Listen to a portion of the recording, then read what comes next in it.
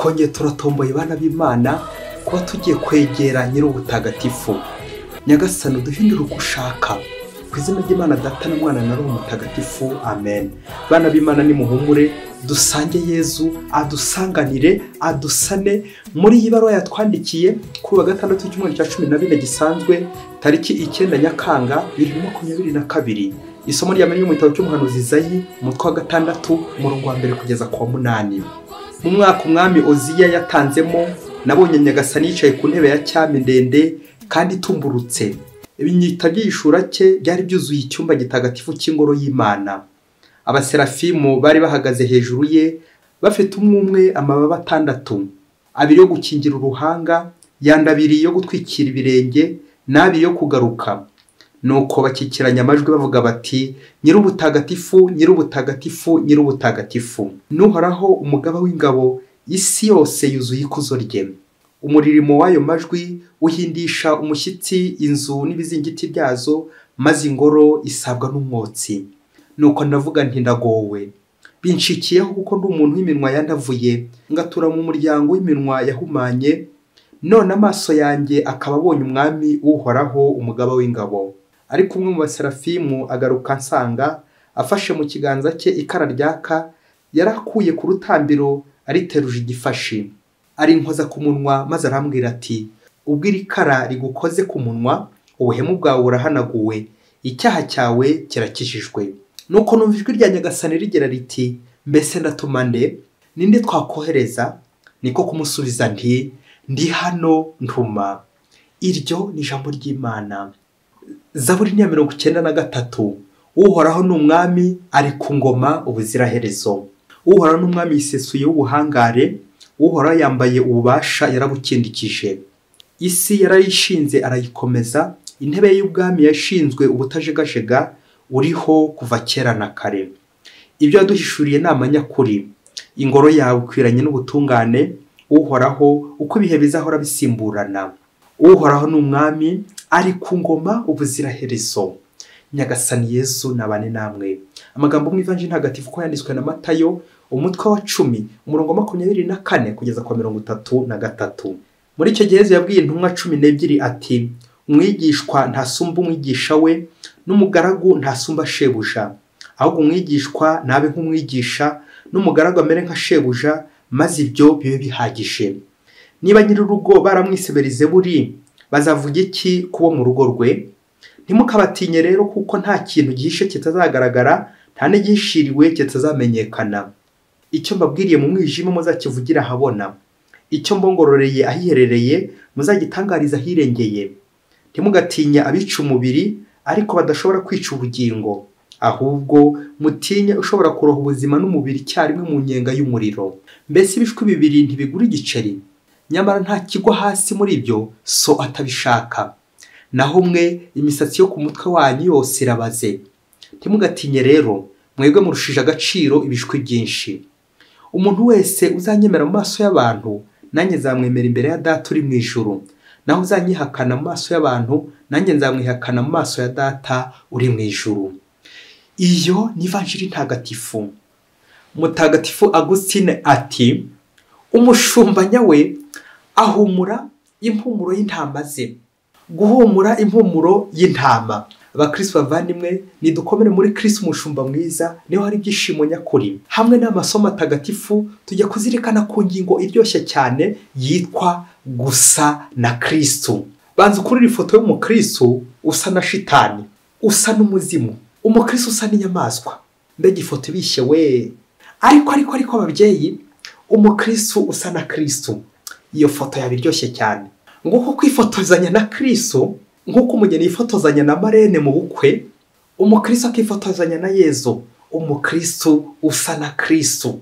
Icyantangaje ku bagore b'Abanyarwanda, yo nubwo yaba yarabyariye umwana iwabo, ntushobora kumwumva yamwise ngo uwa nyina usa na nyina, ngo uwa nyokosha. Yewe cyubanza n'igitutsi ngo usa na nyoko. Ahubwo aramwita ngo uwase usa na se. Iri zina ryo usa na se uhita wumva neza misiyo y'umwana ushobora gusana, byanshinga y'ikilatini sanare, kubaka gusana nyine.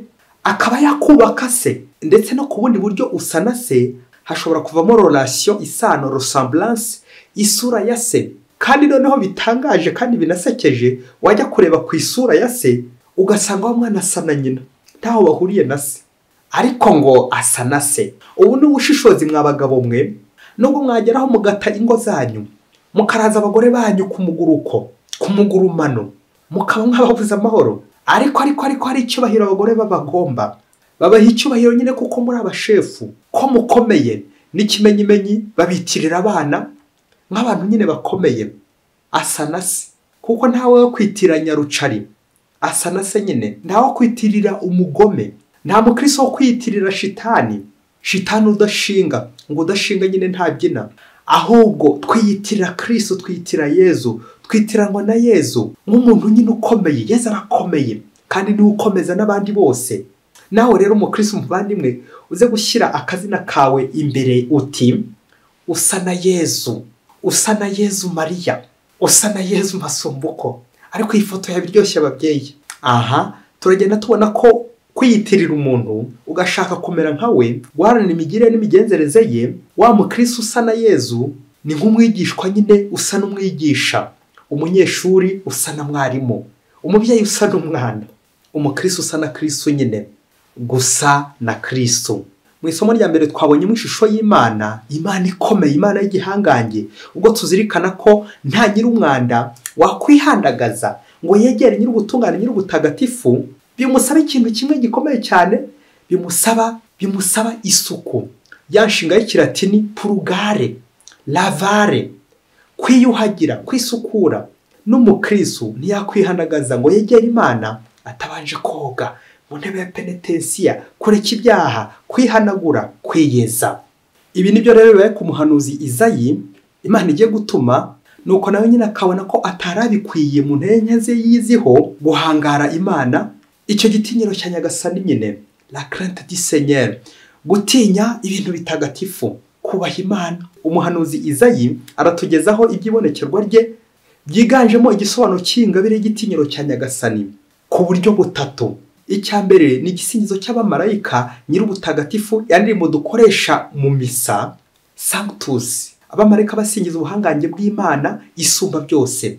Rero umukristo muvandimwe, uramutse umenya ubuhangange bw'Imana, watitira pe, wagira ubwoba. Ariko ubwoba bwo kubaha nyine Imana ngiye byabaye kuri Izayi. Ariko impamvu Izayi yagize ubwoba ni ibyaha yumvaga afite, kubera umuryango w'Imana wanduye, ibyaha by'umuryango. Icya kabiri ni ugusukurwa. Imana ubwayo iratunganye, n'abayisanga bagomba kuba nabo batunganye. Bwa bwoba bwa Izayi yagize bikaza kurangira nyine abayiganye basukuwe n'ikimenyetso cy'umuriro, ikimenyetso cya Roho Mutagatifu. Ubwo umumarayika amukojeje ikara ku munwa ati, ubwo iri kara rigukoze ku munwa, ubuhemu bwawe burahanaguwe, icyaha cyawe kirakijijwe. Amen, amen. Icya gatatu ni ukuba umwizerwa. Iyo ufite igitinyiro cya Nyagasani, wanga icyaha ugahunga icyaha, ukegera Imana ukihana, wamara kwihana ukaba ubaye umwizerwa. Intumwa, mbese ndatuma nde? Nawe ukikiriza uti ndi hano ntuma. Amen. Usa na Yezu Mariya uti karame, ndi hano ntuma Nyagasani, ndi hano ntuma.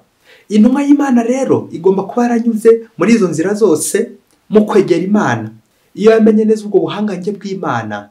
Ariko abakristo bavandimwe, akantu ngiye kuvuga gaca akarongo, igitangaje kuri Kristu twese twakurikiye, Kristu ntiyishyira mu birere nk'aba bategetsi bakomeye batikoraho. Ahubwo Yezu we ashaka ko tumwegera, tumusanga, akadusanganira, akadukoraho ndetse natwe tukamukoraho. Naho abategetsi bacu twebwe ubanza unibeshye ukamukoraho, yewe no kumupepera gusa. Ntabwo wafungwa gusa, ugize amahirwe bakagufunga nk'iminsi mike waba utomboye, wenda bakakurekura nyuma. Ariko abakristo bavandimwe, Kristu we ni abordable, aregerwa, yifuza ko twasa nawe. Ubwo Yezu ari kuburira intumwa muri iyi vanjiri ati, umwigishwa nabe nk'umwigisha, n'umugaragu abe nka shebuja, maze ibyo biba bihagije. Amen.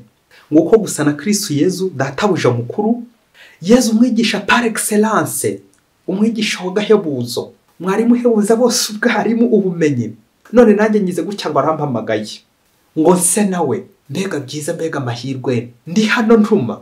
Ese gusa na Kristu, ko Kristu akiri hano ku isi nk'umuntu w'i Yerusalemu yari umuzungu, njye nkaba n'umwirabura wibera muri Afurika, ubwo se ntibisaba nka kamukoro gahagije ngo nihindure uruhu ngo ndebe ko nanjye nagira agasura nk'inzobe nkawe?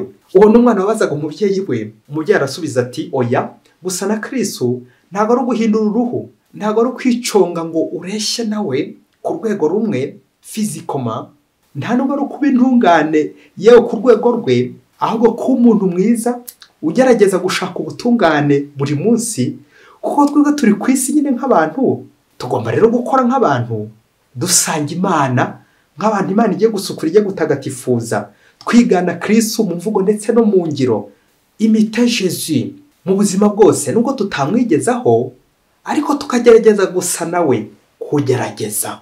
Aha, reka gato tunyarukire muri direction spirituelle, ubujyanama bwa roho, iryo shuri abenshi dukunze gukerensa, cyangwa wasanga nta mujyanama wa roho ngira kandi byaba ngo umunsi umwe umukobwa wari mu nzira yo kwihimana mu muryango w'ababikira, nuko muri urwo rugendo rwe agana umuhamagaro we, ngo iyo nzira yo kwihimana izamufasha kugera ku butungane wa muhamagaro rusange w'ubutagatifu twese duhamagarirwa, akandi mu basanga tuzi twumvise mu isomo rya mbere, kwegeranya n'ubutagatifu.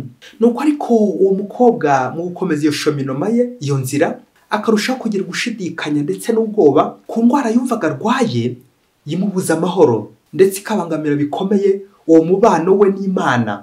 Akumva uwo mubano, iyo ndwara cyangwa iyo ngeso iri kumunga, iwukomeretsa davantage uko agenda agakomeza urugendo. Wasanga mu Kristu muvandimwe mu maso, iyi ngeso cyangwa iyi ndwara narayirwaye cyangwa nyirwaye, narayirwaje cyangwa nziranye n'undi uyirwaye, cyangwa nshobora no kuzayirwara. Pourquoi pas? Rero reka nitonde, aka Paulo ati wowe uhagaze uritonde utagwa, byakubaho, byambaho naho byakubaho, turi ku isi. Reka rero ntege amatwi uburyo umukobwa ari gushaka kwihimana, ariko akabangamirwa n'iyi ngeso, uburyo yabyitwayemo, niba yaraguye akaba yanagusha n'amazuru yewe, bityo menye uburyo nanjye nakomera, kandi niba yarakomeye agakomeza, menye uburyo natsinda ingeso zimeze nkayo cyangwa n'izindi nyinshi mbona nazo mu buzima, uburyo yabyitwayemo, bityo menye uburyo natsinda ngakomeza urugamba, kuko nyine inkoni ikubise mu kaso uyirenza urugo. Nuko wa mukobwa amaze kubihirwa neza neza, ubihe umugeze hano mu gahogo, akamvugo ngo umutwe umwe wifasha gusa ntiwifasha gutekereza, kandi ngo abagiye inama Imana irabasanga, nuko yigira inama gusanga umujyanama wa roho, mère spirituelle, maze amutekereza uburyo bwose yabanye n'iyo ngeso mbi igihe kirekire, n'uburyo agiye guhagarika gukomeza iby'ububikira kw'Imana, kuko abona atazajya abeshya Imana ngo bimuhire. Murumva namwe n'isoni nyinshi kuyivuga, kuvuga iyi ngeso biri kungora, nawe byaramugoye, ariko reka ngerageze kumvise haruguru uko bishoboka kuba wawe yanduriye iyi ngeso, nayandura cyangwa nawe ukayandura. Kuyirinda rero birashoboka, no kuyirinda abandi. Nuko wa mukobwa ageze kwa madre aramubwira ati, iyo ngeso rero umubyeyi wanjye ni ukwikinisha, iyo ngeso igakunda kumfata igihe ndangije gukora sieste, kuruhuka ku manywa mbyutse, bityo nkagira intege nke z'umubiri ndetse n'iza roho. Ubwo iyo ngeso bikagera gutya ikabindushije imbaraga, nkaba ndaguye. Iyo maze kugwa mpita ntangira ubuzima bw'ishavu, agahinda, ububabare bubihe, sinongera gusenga uko bikwiye, mpita ncika intege, nkumva peti ntayo ngifite, yewe nkumva no ku mubiri ibiro byagabanutse ntakiremereye nka mbere, nkumva nacitse intege impande zose. Kandi koko mubyeyi nagerageje kuyirwanya uko nshoboye kose biranga. None rero madre nje kugusezeraho, ntabwo nakomeza kubeshya Imana nyiryarya ngo ndayiha, kandi Imana ni ingeso. Ngaho for uko madre yamugiriye inama yo kubyoroshya ngo yikomereze, ngo nta kibazo kiri mwaho, cyangwa niba yarakubitiye kure ati birakabije, isohokere, uri kuvangira Yesu, ikiruta nuko utakomeza ubuzima bw'abihaye Imana. Aha, uyu madre se yaba yarasomye neza ivanjiri ya Yesu, ko Yesu ataje guhamagara gusa intungane, ko ahubwo ari abanyabyaha ngo abageze ku butungane. Aha, reka dukurikirana amatsiko igisubizo cya madre mère spirituelle imbere y'iki kibazo cy'ingutu ndetse n'ikindi ryajya gusa nacyo, cette déviation nuko madre ati mwana wanjye rero humura, nta buzima budasaba urugamba rw'umubiri ndetse n'urwa roho, aho utagomba kurambika kuko ubuzima bwose bugira ingorane zabwo. Rero igisubizo ngiye kugwa ntabwo ari icyarurangiza kijya kugukingira 100%, kuko nyine n'ubundi nta rukingo ruba ku isi rushobora gukingira 100%, ahubwo uru rukingo nawe ushyiraho kawe bikamera nk'aya miti nyine ikoranye. Ngiye rero kuguha urukingo bita gukora, travailler, kuko burya kubaho ntacyo ukora shitani gushakira imirimo, nguko kwiryamira gusa, gukora ka sieste nk'umunebwe wese cyangwa nk'umusirimu wese, la vie de luxe, ubuzima bwa luxe, ubwo burahendesha kandi buranahenda. Rero mwana wanjye uru rukingo mu bintu bitatu. Icya mbere, imenyereze hakiri kare kuryama mu gihe cyabyo, wirinda amasaha y'ikirenga y'umwiryo y'ubwibone, kwiyongeza, kuko aho mu nyongezo, attention mu nyongezo, shitani ikunze guhategera abakristo benshi bakagwa bakagusha n'amazuru yewe. La vie de luxe, umunyenga w'uburiri, umunyenga w'ibitotsi, gusinzira cyane nyine nk'umurengwe, aho shitani irahakunda cyane. Icya kabiri mwana wanjye, igihe wumvise shitani igiye kukugabaho igitero, kukugota, ujye ushaka ikintu kiremereye, ushobora gufatisha amaboko yawe yombi, kugira ngo amaboko yawe abe ahuze, afite icyo ateruye, afite icyo ari gukora, bityo shitani nazamuka ajya asanga uhuze, uri occupé par Jésus, hari ikintu uteruye.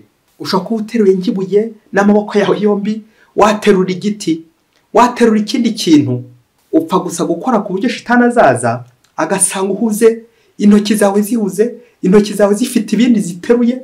Icyo genda kubwiza ukuri shitani nawe agira isoni zo gukubwira ati shyira hasi iryo buye ufite, shyira hasi iyo Bibiliya ufite, shyira hasi iyo shapure ufite, ngo ubundi unzanire urutoki rwawe nkwereke ibyo ngiye kugukoresha, unzanire ikiganza cyawe.